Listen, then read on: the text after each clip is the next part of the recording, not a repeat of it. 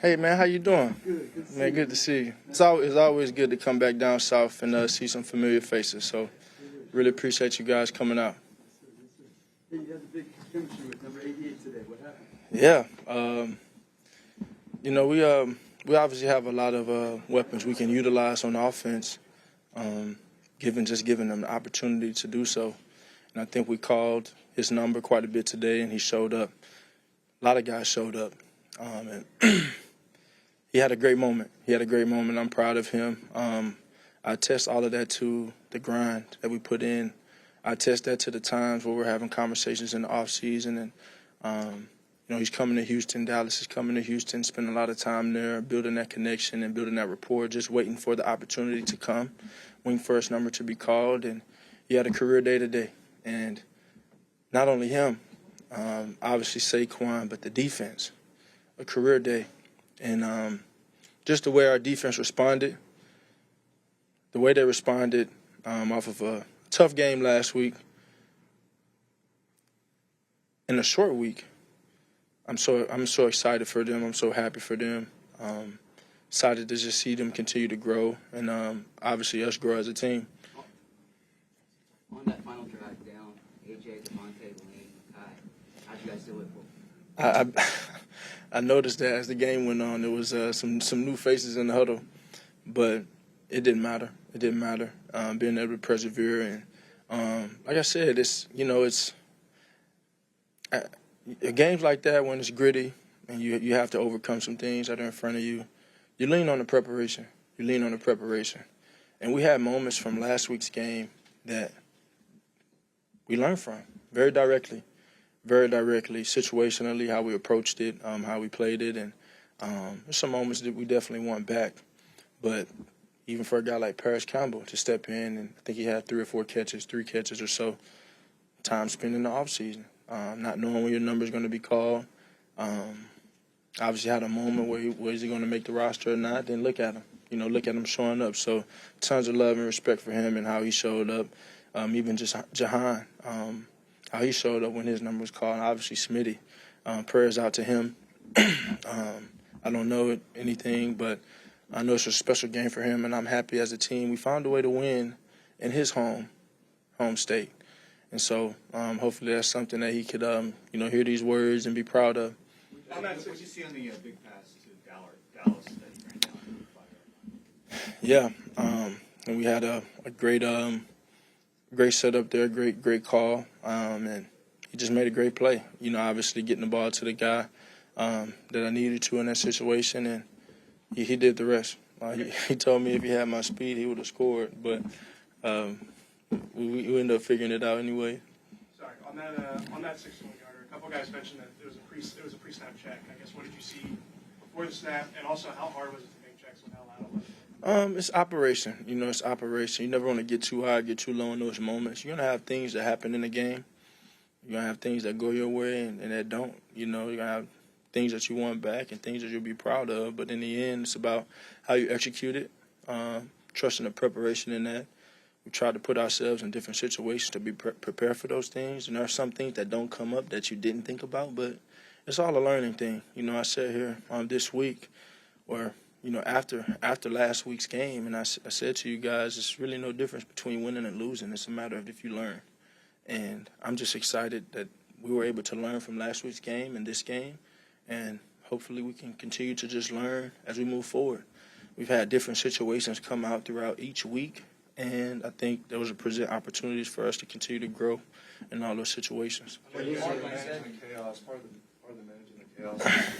Nathan mentioned how this was, some of the game was, things aren't sustainable, in some of the penalties, on a couple of rushes, it seemed like you took some passes that ended up being negative yards. How do you immediately after a game process some of those things and how they can be fixed?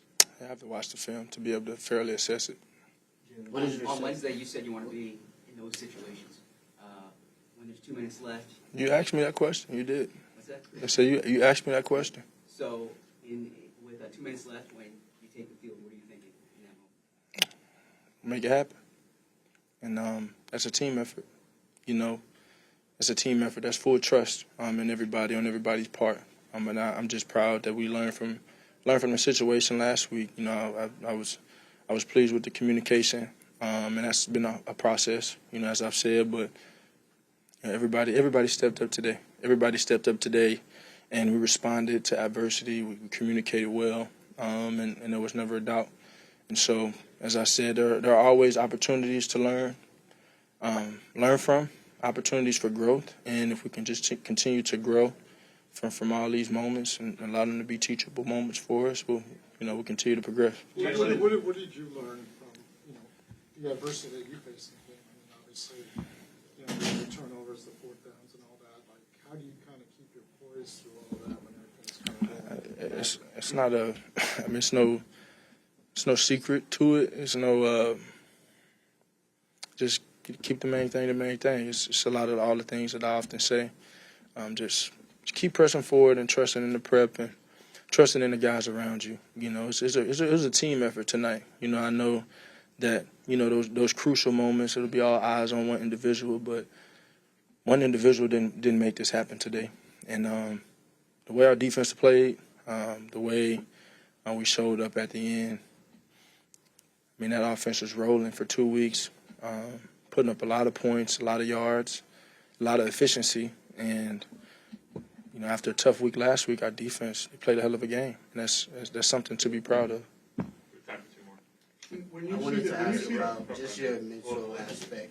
What do you self-talk when you tell yourself, even going back from in college days, the things that you endured, and then even today, like you mentioned, the interception, the fumble early in the game. What do you do to kind of keep yourself uplifted in those moments? Yeah, I don't think it's anything necessarily to get down on. It's just an opportunity to grow from. I've had a lot of teachable moments throughout my career, and I'm fortunate for that. I've gone through a lot of different things that not everyone is going through, and I think those things have propelled me to be the player and the person that I am, on and off the field. The leader that I am even. And like I said, you're gonna have joyful moments and you're gonna have painful moments. You're gonna have things you like in the game and things you don't like in the game. But in the end, it's about how you respond. And I think it's so important to keep the main thing, and don't ride waves. Just control the cruise and weather it. And so I'm just proud of that and proud of how we responded. And continue to grow from it, and enjoy this, for a little bit, and then get on to Tampa next week. when you see the statistical dominance you guys had in this game, you take that as a positive, or is there some sense of frustration that you could have got out of here with a little easier victory? Yeah, I think naturally you demand the best of yourself. I know I'm my own biggest critic in that, and how I lead this team and how I lead the offense, and so I'm gonna hold myself to a high standard to that, and my standard is the highest with that. But statistically, it's pretty fascinating to see how the game went on both sides of the ball. How many first downs we had, how efficient we were. Just weren't able to get in the paint, and so we just want to learn from those moments, learn from those situations. I don't think us being able to progress the ball is an issue. We just have to find ways to be efficient when we get down, in the red zone. And obviously, I got to do a better job of protecting the ball. I trust my guys to make plays, but I got to be better with that. And the fumble is unacceptable in that, regardless of the circumstances. And so I own all of those things, and I'll learn from it, and I'll continue to be the best I can for my team. Thanks, John. Thank you. Nice to meet you.